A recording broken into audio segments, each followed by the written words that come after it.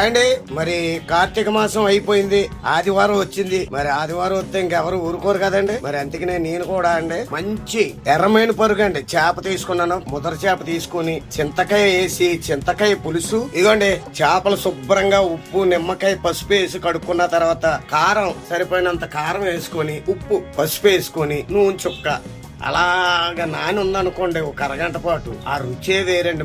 మరి ఇందులోకి కావలసిన ఐటమ్స్ ఇదిగోండి: కారం, ఉప్పు, పసుపు, నూరుకున్న ఉల్లిపాయ ముద్ద, ఫిష్ మసాలా అంటారు, అన్ని రకాలు వేయకూడదండి, ఎల్లుల్లిపాయ జీలకర్ర అంతే. చింతకాయలు ఉడకబెట్టి ఆ పిప్ప అంతా తీసి ఫ్రెష్ గా తీసిన చింతకాయ పులుసు, కొత్తిమీర. ఉల్లి కోళ్ళు మాత్రం ఏ కూరలో వేసుకున్నా బ్రహ్మాండంగా ఉంటాయండి. ఇదిగోండి పచ్చిమిర్చి, ఉల్లిపాయలు. ఏమంటే ఉల్లిపాయలండి ఏదో బండగా కొయ్యకూడదండి, సన్నగా తరుక్కోవాలి. హీరో విశాల్ గారు ఉన్నారు చూసారా, విశాల్ గారి ఆఫీసులో చిన్నపాటి రైటర్ గా పనిచేసేటప్పుడు అక్కడ వంటలు చేసి ఉండండి సరదాగానే. మరి విశాల్ గారు చెన్నై నుంచి బయలుదేరేటప్పుడు, రాజుగారు మీరు వంట చేస్తాను అంటే ఆఫీసులో దిగుతా, లేదా రూమ్ కి వెళ్ళిపోతాను అని ఫ్లైట్ ఎక్కేటప్పుడు నాకు ఫోన్ చేసి మీరు వంట చేయండి రాజుగారు, తృప్తిగా తింటానని. హీరో విశాల్ గారు నిజమండి, హీరో విశాల్ గారు నేను చేసిన వంట అంటే అంత ఇష్టం అండి.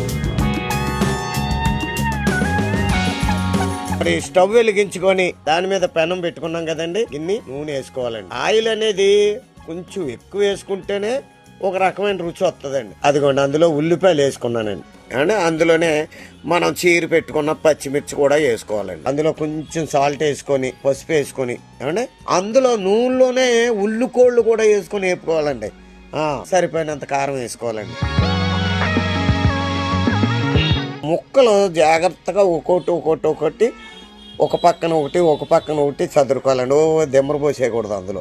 ఏమంటే అలా పెట్టుకొని చక్కగా చేప ముక్కలు కూడానండి నూనెలో వేగాలండి. అప్పుడే చేపల కూరకే రుచి ఇడిపోతుందండి. గరిటెట్టకుండా చక్కగా కిందకి పైకి అనుకుంటా. ఇదిగోండి చింతకాయ పులుసు వేసేస్తున్నాం అండి.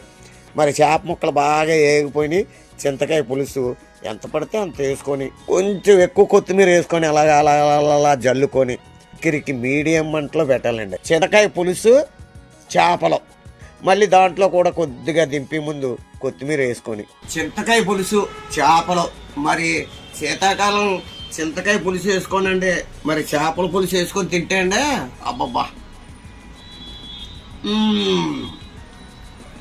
అబ్బో కారంగా పుల్లగా నోటికి ఎంత పడితే అంత వెళ్ళిపోయేలాగా ఉందండి.